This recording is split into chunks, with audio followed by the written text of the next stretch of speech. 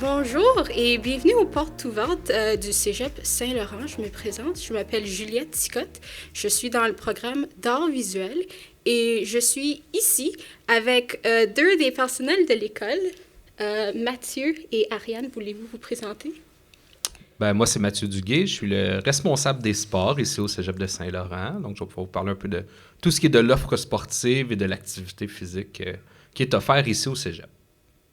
Hey, salut tout le monde. Moi, c'est Ariane Bureau, donc responsable de la vie étudiante. Donc, les sports, le socioculturel, on se complète.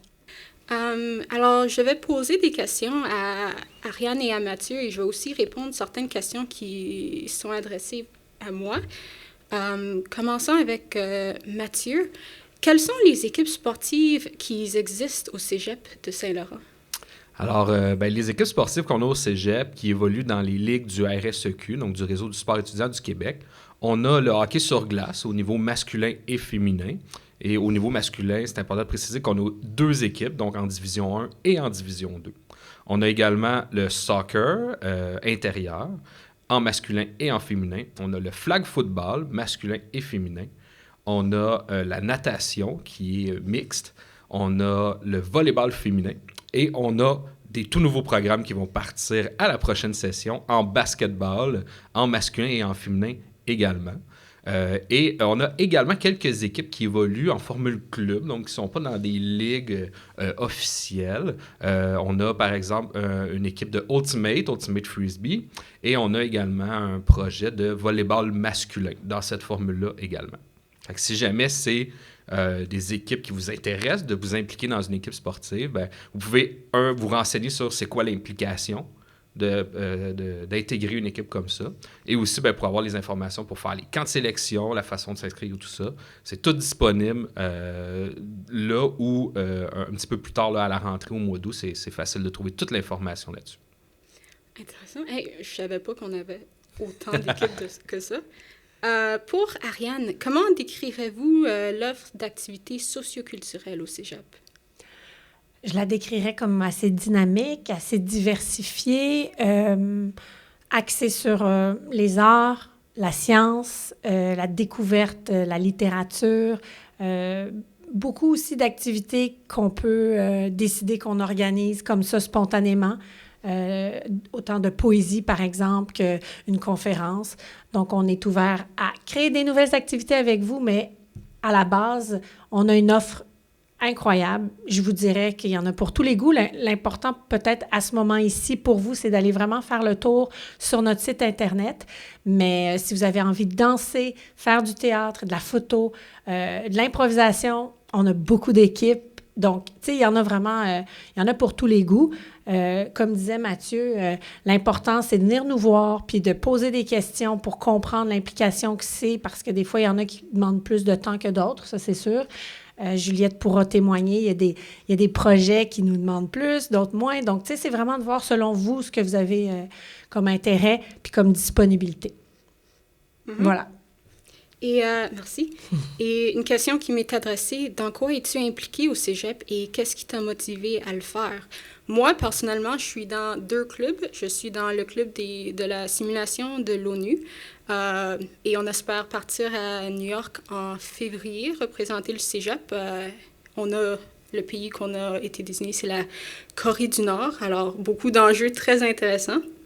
Je fais aussi partie du club de l'équipe technique de scène, qui est c'est tellement amusant, c'est tellement cool. On prépare la grande salle pour les matchs d'impro. On a aussi aidé les personnes qui travaillent à la salle Émile Legault pour Cégep en spectacle. C'est deux clubs super, super intéressants, mais je sais qu'il y a aussi beaucoup d'autres clubs super tripants. Il y a un club de photographie qui est super intéressant, mais moi, je fais juste partie de ces deux-là. On peut pas tout faire, hein? On peut pas tout faire. Il faut aller à nos cours, éventuellement. Exact. Bonne idée. Pour Ariane, est-ce qu'on peut avoir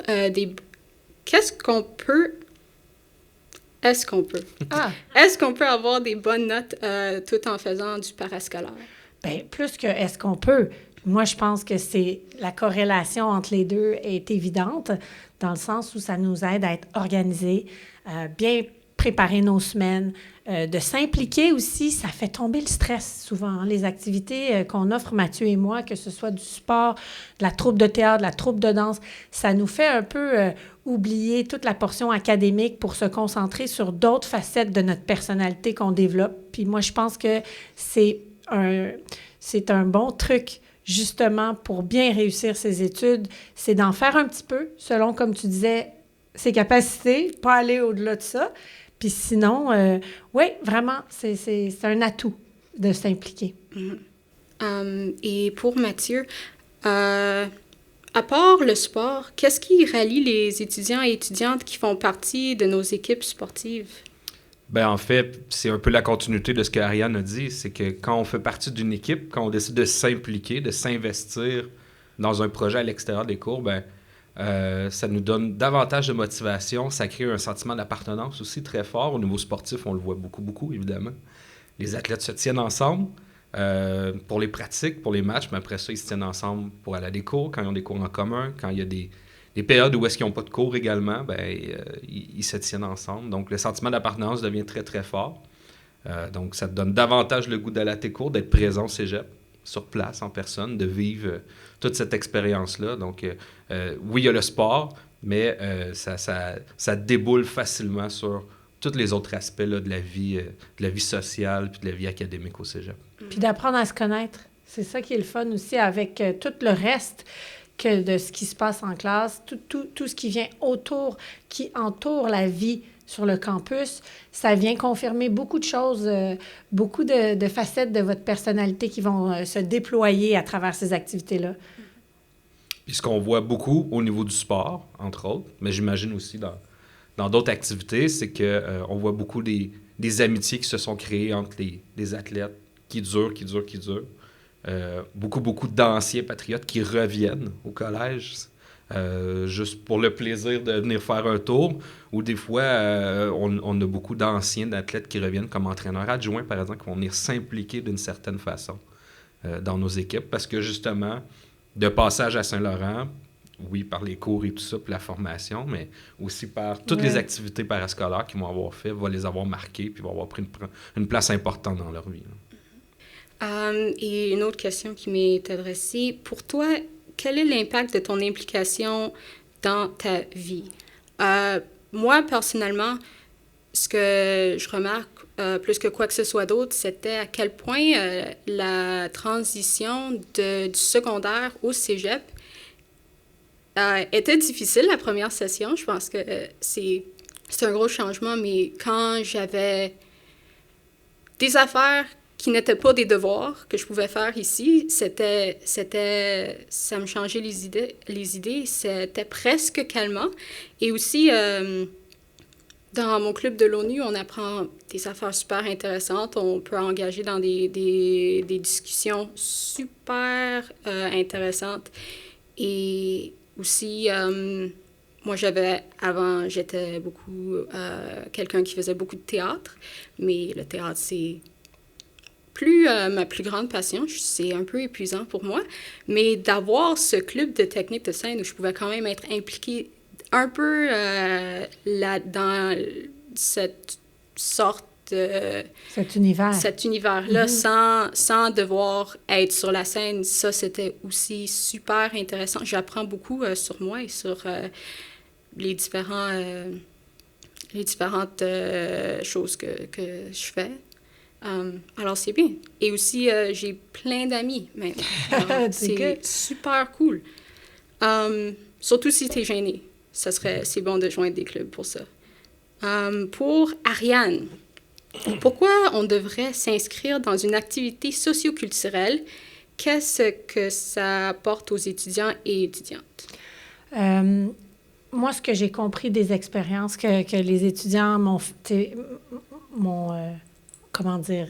transmis après avoir participé, en général, c'est faire en sorte que le parcours collégial devienne une expérience de vie plutôt que juste une expérience académique dans laquelle on viendrait étudier puis qu'on repartirait. Le fait de s'impliquer dans la vie étudiante, ça fait en sorte que le parcours au complet devient quelque chose de très mobilisateur pour les personnes qui participent à nos activités, que ce soit les sports ou nous. C'est comme si ça venait confirmer plein de choses. Puis je pense que l'amitié, ça reste vraiment important pour cette tranche d'âge-là. Puis c'est là que beaucoup de liens se font effectivement dans la vie étudiante. Ouais. Fait que je dirais ça. Une expérience globale, enrichissante. Oui, très enrichissante. Mathieu, mettons que j'avais envie de faire du sport sans être dans une équipe de sport. Est-ce que c'est possible? Bien sûr, évidemment. Ben, on a parlé des équipes sportives qui demandent un certain niveau d'implication. On n'a pas le choix. Mais si vous avez le goût de bouger, de faire de l'activité physique pour le plaisir d'en faire, sans la pression, sans toute l'implication, puis sans la rigueur que ça demande, ou tu veux prendre des moyens pour te remettre en forme, améliorer ta condition physique, tes habitudes de vie, bien, c'est possible de le faire. On est chanceux au cégep, on a plusieurs installations sportives, et ce qui nous démarque, c'est l'accessibilité à ces installations sportives-là.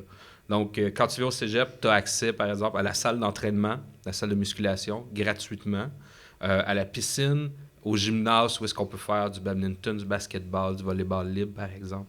On peut aussi avoir accès à la patinoire. Il y a des périodes pour faire du patin libre ou du hockey libre. On organise aussi des cours de groupe, par exemple de Zumba, de yoga, des choses comme ça. Donc, à toutes les semaines, bien, le cours est offert. C'est à prix très, très, très abordable.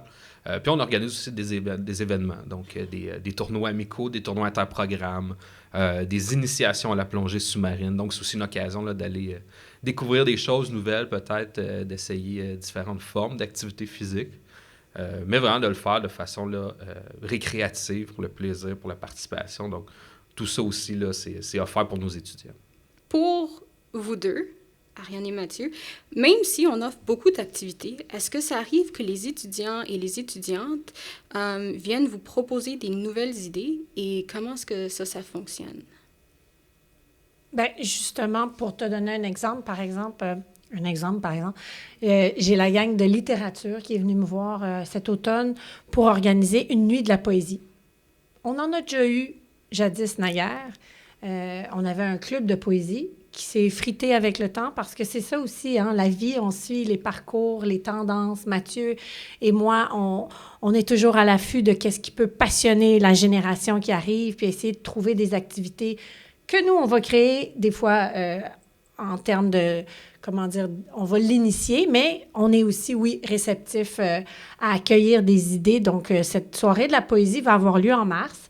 Alors, comment ça fonctionne? Bien, c'est aussi simple que de venir en parler avec moi ou avec Mathieu, de venir nous expliquer c'est quoi votre démarche, c'est quoi les objectifs du projet, qui ça touche.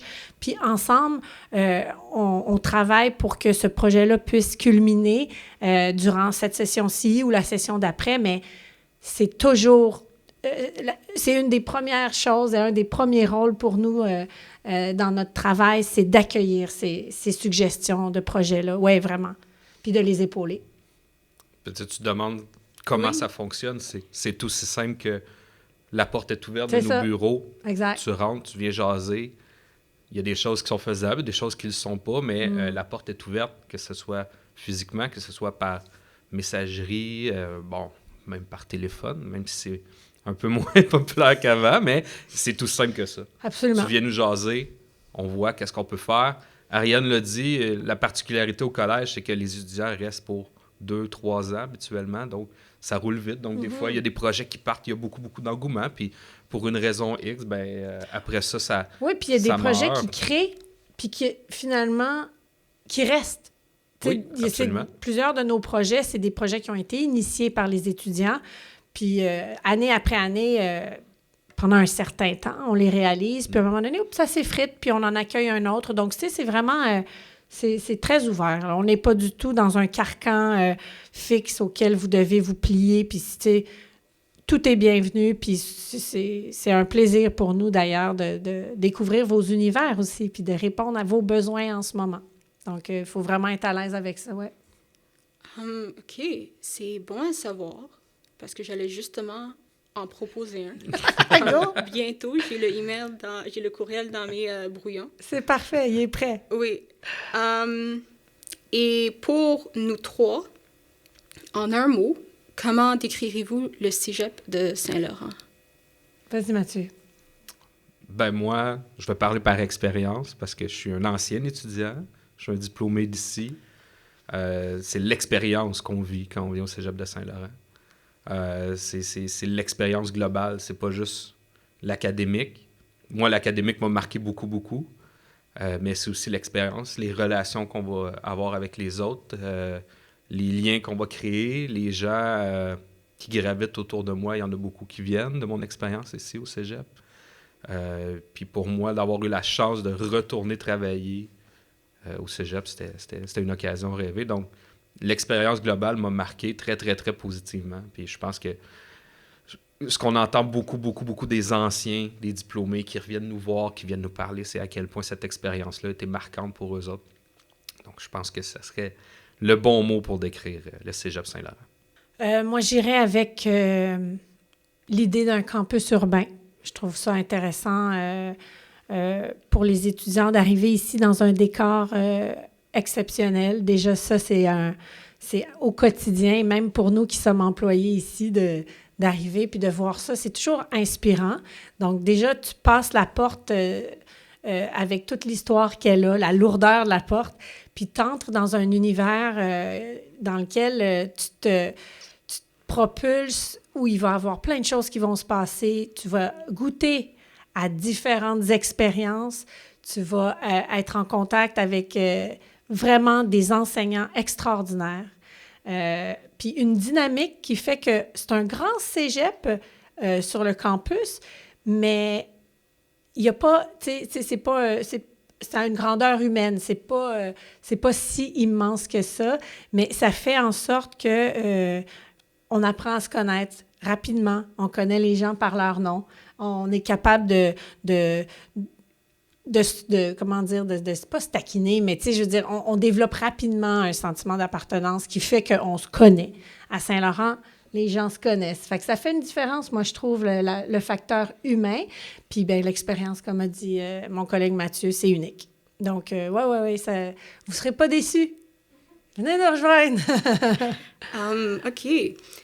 Des très longs mots que vous avez choisis. C'était presque des phrases. Ah, c'est vrai. Beaucoup de traits d'union. En un mot, moi, je dirais que le cégep ici, il supporte. Ça serait ça mon mot. Énormément les étudiants étudiantes. Moi, par exemple, moi je suis dyslexique et moi, j'ai dû refaire mes tests pendant ma première session parce que mon ancien test n'était pas à jour. Et ça, c'était épuisant, mais j'ai eu énormément de support, non seulement de mes amis, mais aussi de mes profs et juste du cégep en général.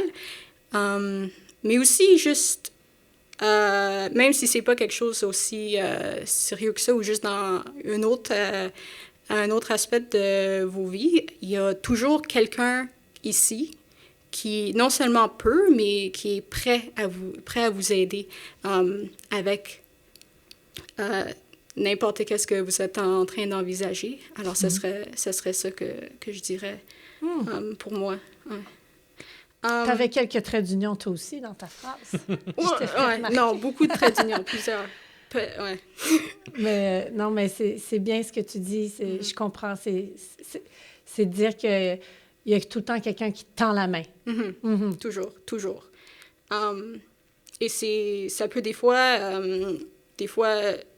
ça se peut que quelqu'un veuille pas cogner à une porte.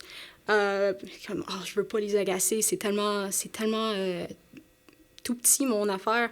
Mais vraiment, les portes sont presque toujours ouvertes. Alors, même pas à cogner. Et même s'ils sont fermés parmi eux, il y a toujours des réponses très rapidement. Alors, vraiment, c'est pas juste que le monde sont là. Ils sont là, ils sont comme, viens me déranger.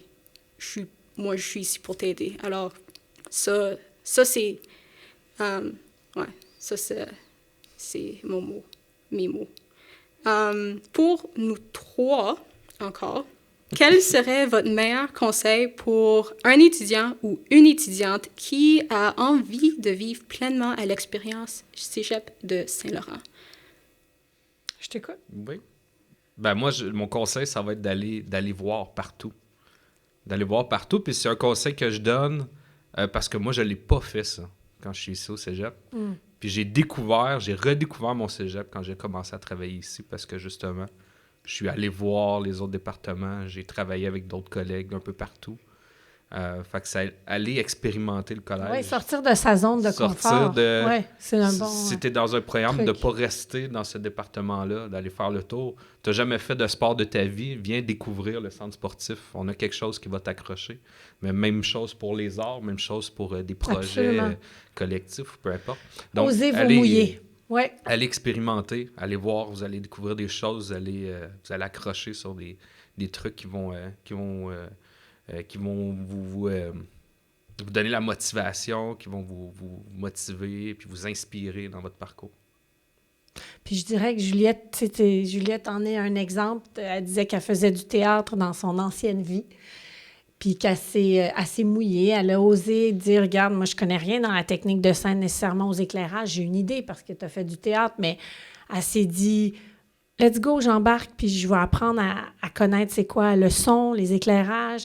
C'est formidable, puis je veux dire, on va la prendre comme elle est, puis on l'a guidée pour qu'elle se sente de mieux en mieux, qu'elle ait les capacités pour être une bonne technicienne. Donc, c'est dire, même si j'ai pas ce qu'il faut, j'ose. Je me mets un pied en avant, comme disait Mathieu, j'ouvre des portes, j'essaye des choses. C'est le moment pour vous d'aller à la rencontre de nouvelles expériences. Puis ça, c'est vraiment la place Saint-Laurent pour ça, parce qu'il y aura toutes sortes d'occasions, puis de différentes offres pour vous. Si ça ne marche pas, c'est pas grave. On passe à un autre appel, puis on essaye autre chose. Donc, vraiment, Juliette, chapeau pour ton implication, puis j'espère te revoir sur scène bientôt. Puis il y a surtout des gens aussi pour vous accompagner dans ce que vous allez décider d'expérimenter, d'essayer ou peu importe. Il y a des gens qui vont être là pour vous. Donc, vous ne serez pas tout seul à « OK, je ne suis pas à l'aise dans cette situation-là, je ne sais pas quoi faire. » et tout ça. Non, on va t'accompagner. Puis pas n'importe qui. Des gens passionnés. Donc, bienvenue, puis venez nous voir à l'automne quand vous arrivez. On va être super contents de vous accueillir.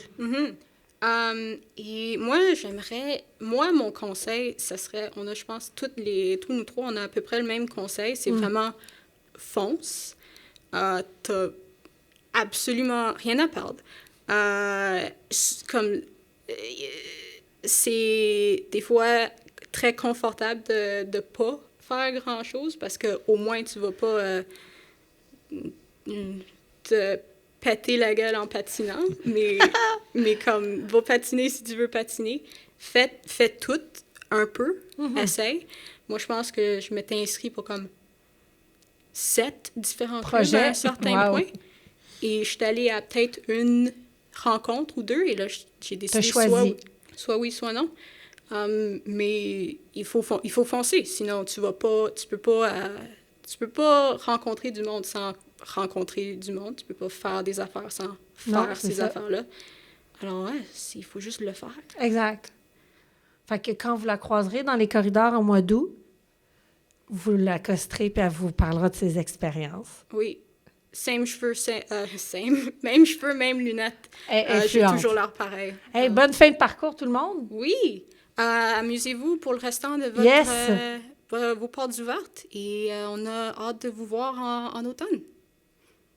Ciao. Bye. Merci.